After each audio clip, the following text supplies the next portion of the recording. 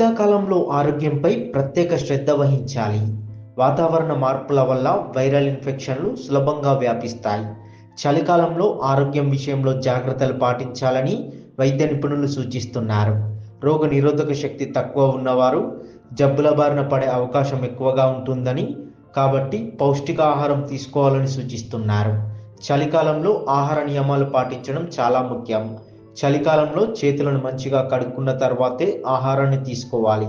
కాచి చల్లార్చిన నీటిని, వేడిగా ఉన్న ఆహారాన్ని తీసుకోవడం మంచిది. చలికాలంలో శరీరానికి వెచ్చదనాన్ని, రోగ నిరోధక శక్తిని అందించే ఆహార పదార్థాలను తీసుకోవాలి.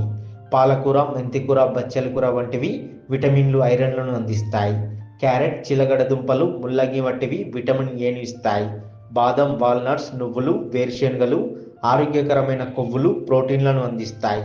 చేపలు, గుడ్లు, చికెన్, పాలు, పెరుగు, పప్పులు ప్రోటీన్లతో పాటు రోగ నిరోధక శక్తిని పెంచుతాయి.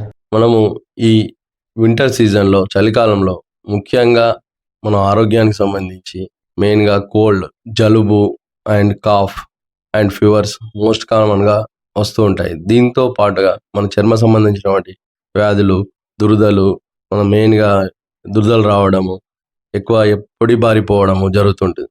కావున ఈ వింటర్ సీజన్లో ముఖ్యంగా మనం వేడి వస్తువులను ఎక్కువ తీసుకోవాలను. చల్లటి వస్తువులను కానీ, తీపి పదార్థాలను కానీ, ఎక్కువ స్కిన్ని డ్రై ఉంచుకోకుండా మనం మాయిశ్చరైజర్స్, మామూలుగా మంచినీరు ఎక్కువ తీసుకోవాలి.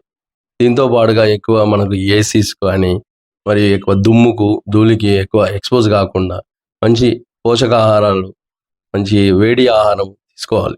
ప్రధానంగా మనకు ఈ వింటర్ సీజన్లో నిల్వ ఉంచినటువంటి నైట్ ఉన్నటువంటి మామూలుగా మార్నింగ్ ఫ్రిడ్జ్లో పెట్టుకొని మళ్ళీ తీసి తినడము, చల్లని పదార్థాలు ఇవన్నీ కొంచెం అవాయిడ్ చేస్తే బెస్ట్. అట్లనే ఐస్ క్రీమ్స్ కానీ, చాక్లెట్స్ కానీ, మరియు రోడ్ సైడ్ ఉండే ఫుడ్స్, చల్లగా ఉండే పదార్థాలను ఎక్కువ తీసుకోకూడదు. ముఖ్యంగా పోషకాహారాలు ఎక్కువ ఉండేటువంటి ఫ్రూట్స్ కానీ, మన కీర, క్యారెట్, మరియు ఈ ఖర్జూర లాంటివి, మరియు సపోటా అండ్ బనానా ఇలాంటివి ఎక్కువ తీసుకుంటే బెటర్.